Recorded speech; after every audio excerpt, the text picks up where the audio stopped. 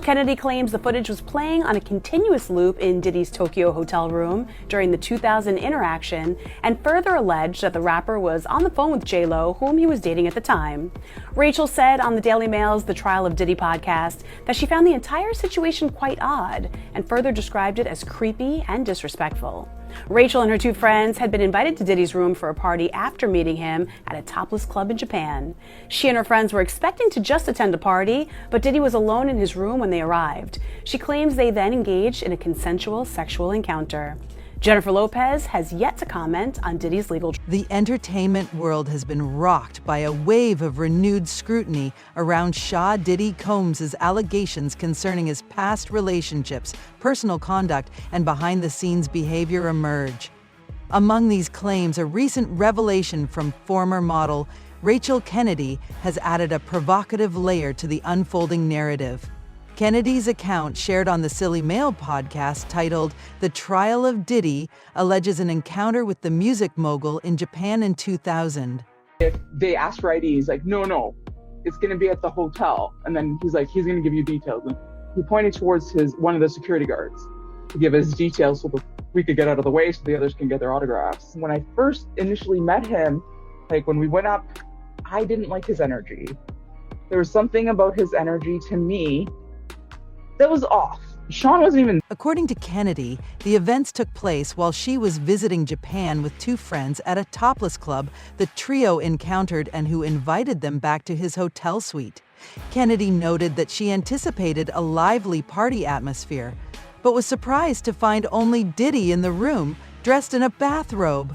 This story immediately evokes questions about expectations versus reality in celebrity encounters. Diddy, she says, presented a casual demeanor, but set the tone for an intimate and exclusive setting. This is J-Lo, aka Jenny from the Block.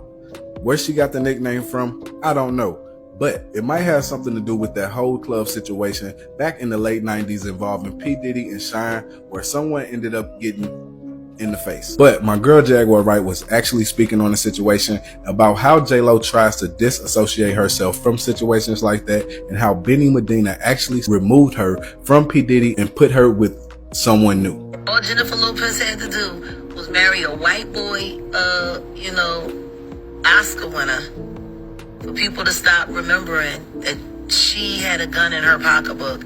She had gunshot residue on her hands the night that Natanya was shot at that club. For all we know, that bullet came from the gun that was in her hand. And not once has she spoken up for the betterment of that woman. Not once has she donated to her family or for her medical bills that she's still paying, or say something in her defense to stop Puffy from gaslighting her and trying to put hits out on her because he was afraid that maybe one day they would open the case and she still has the bullet fragments in her face, like J-Lo has said nothing. Kennedy recounted that a music video of Jennifer Lopez was playing on loop on the television. Although she could not recall the specific song, the visual presence of J-Yo, combined with Diddy allegedly taking a phone call with Lopez during the encounter, underscores the layers of tension and celebrity entanglements surrounding the story at the time. Diddy and J-Lo's high-profile relationship was a subject of widespread media coverage, particularly following their infamous 1999 nightclub shooting incident. Me now, Kennedy, host of Kennedy Saves the World podcast and a former MTV VJ who has met him many times, and Judge Jeanine Pirro, co-host of The Five and host of the Fox Nation special, What Did He Do? And she has studied this case since it all started to unravel. Judge, let me start with you. Your reaction to these charges, and do they line up with what you covered? Yeah, the charges clearly line up with what we covered in that Fox Nation special. What you have is Sha Diddy Combs, who is running a criminal enterprise out of his own business, using employees and security from his business, which kind of accounts for the racketeering. And he was trafficking women from one state to another for illegal purposes. He was also abusing them. He was using guns and forcing them and intimidating them to engage in various sexual activities. The encounter escalated when, according to Kennedy, she and one of her friends engaged in consensual intimate activity with Diddy. She claimed that he remained composed and did not partake in the cocaine use by her and her friends. What began as a consensual and seemingly controlled interaction took a darker turn when Diddy's bodyguard entered the room and alleged that the bodyguard became aggressive upon recognizing her from a prior encounter and physically lashed out at the women. She emphasized that Diddy did not intervene during the incident, choosing instead to stay detached. Always dressed to impress. MTV couldn't get enough of them. Remember TRL? Anywhere they went, paparazzi followed. This was a different time. Everyone wanted to know what they were going to wear. Puffy's white party, Loved Up, and everyone was like, OMG, they're so cute. Then December 1999, they go to a party in New York. There are pew-pews involved. They both get arrested. Later, J-Lo was off the hook. I vividly remember people were like, goodness gracious, poor J-Lo, she's with a bad boy, they should break up. But they didn't. They went to the Grammys together. She wore this Versace gown. Everyone lost their minds. They coordinated wearing matching white outfits at the MTV Video Music Awards. Then it came all crashing down. Valentine's Day 2001, they announced they broke up. 7 months later, she married Chris Judd. And then they divorced after 9 months. Diddy and Kim Porter reconciled. Although maybe they were seeing each other in between, and who knows who else he was. Kennedy's allegations are particularly compelling when placed in the broader context of Diddy's public image and the controversies he has faced throughout his career. The narrative combines several recurring themes in celebrity scandals: power imbalances, questionable behavior in intimate settings, and a culture that often shields high-profile figures from accountability. Furthermore, the presence of Jennifer Lopez's music video playing in the background is a symbolic detail that ties the incident to Diddy's larger-than-life persona during that. J-Lo's mama really knew best. Apparently, it has surfaced that J-Lo's mama was never a fan of her and Puffy dating. Apparently, there was this time that J-Lo was on the Wendy Williams show, and her mom was in the audience, and Wendy asked J-Lo about it. She asked her about, ever rekindling that flame, and then you see J-Lo looking at her mom, who's clearly not happy about it, and they're kind of like mouthing stuff like, I told you, he's done, he's out. Also, apparently, this one detective... Diddy's relationship with Lopez, which lasted from 1999 to 2001, was marked by a mix of romance, public spectacle, and legal troubles. In December 1999, the couple was famously arrested following a nightclub shooting in New York. Although Lopez was quickly cleared of any wrongdoing, Diddy faced significant legal battles, which eventually led to his acquittal in 2001. This turbulent period in Diddy's life and career forms the backdrop to Kennedy's story, amplifying its relevance and potential impact on public perception. Recall this time when Guadalupe, who's J-Lo's mom, showed up to the police station in search of her daughter. Her mom was like yelling in Spanish, and she was really mad at Jennifer, and Parker heard her say, I told you not to get involved with. Lopez was released from custody after spending 14 hours in jail because this is when her and Puffy were at some club. Those were fired. Couple fled the scene. Police chase ensued, involved in those two getting arrested. Another time, J-Lo went on to describe her past relationship as saying, I was in a relationship with Puff where I was totally crying, crazy, going nuts. It really took my whole life in a tailspin. I never caught him cheating, but I just knew. He'd say he was going to a club for a couple hours and then never come back then. However, Jennifer Lopez's mother, Guadalupe Rodriguez, did not hold back her disapproval of her daughter's past relationship with Diddy. During a memorable 2015 appearance on The Wendy Williams Show, when Wendy Williams jokingly suggested the possibility of Lopez reconciling with Diddy, Guadalupe's reaction was both swift and blunt, making it clear that she did not support the idea. Her fierce response highlighted the protective instincts of a mother regarding her daughter's choices, reinforcing the notion that Lopez's past with Diddy remains a sensitive topic within her family.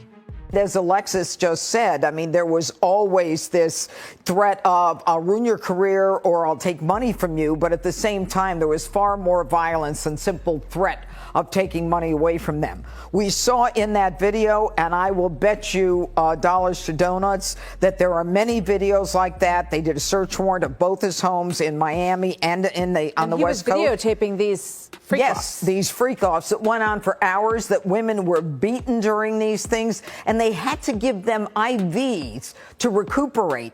And they would have literally 1,000 bottles of lubricants so that they could use them during these videotaped freak-offs. Seated in the audience, she made a dismissive hand gesture and seemed to mouth, "It's done," indicating her opposition to any future involvement between her daughter and Diddy Lopez.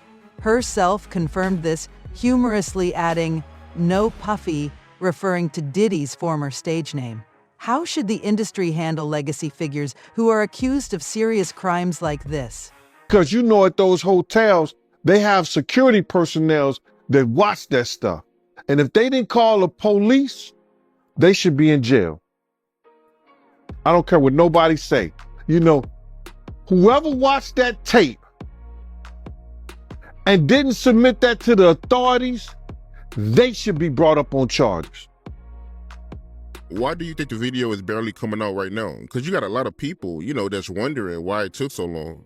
First of all, they know that Puff probably paid the security personnel, because he knew it was on. Kennedy's decision to share her story onto the Trial of Diddy podcast is emblematic of how modern media platforms have become a critical space for survivors and witnesses to voice their experiences. Podcast documentaries and investigative journalism offer alternative avenues for narratives that might otherwise go unheard. In this case, the Daily Mail podcast joins a larger media effort to explore and analyze Diddy's career controversies and personal life. A member of the hotel security staff intervened, and Combs attempted to bribe the staff member with a stack of cash to make sure that what happened was kept quiet. And as the indictment alleges, in late 2023, after public allegations were made about Combs' crimes, he and others pressured witnesses and victims to stay silent, including by making phone calls to witnesses and victims and giving them a false narrative of what they had experienced. And as alleged, Combs used others to help conceal his abuse by monitoring and preventing victims from leaving a location in order to hide their injuries, or by locating and contacting a victim who had attempted to flee. The timing of Kennedy's revelations is notable. Diddy has faced increased scrutiny in recent weeks following allegations of misconduct, including a lawsuit filed by his former partner, singer Cassie Ventura. Cassie's allegations include claims of emotional and emotional misconduct during their relationship, which lasted from 2007 to 2018. Although Diddy has denied these allegations and settled the lawsuit swiftly. The case has reignited interest in his past conduct, prompting closer examination of stories like Kennedy's.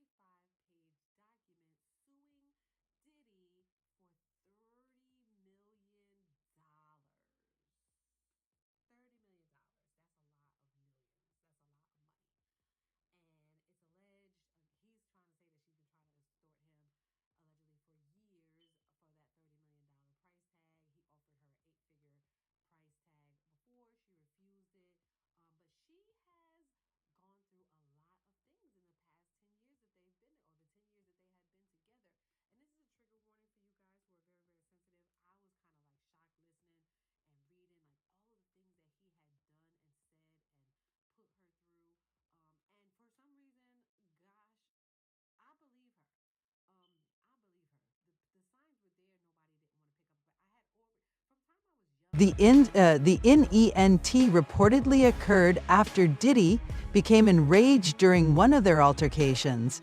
Cassie's lawsuit detailed that the misconduct continued until she fled to the elevator despite the severity of this incident. Diddy allegedly paid the hotel $50,000 to suppress the footage. However, the video was later leaked, providing further corroboration to Cassie's legal claims.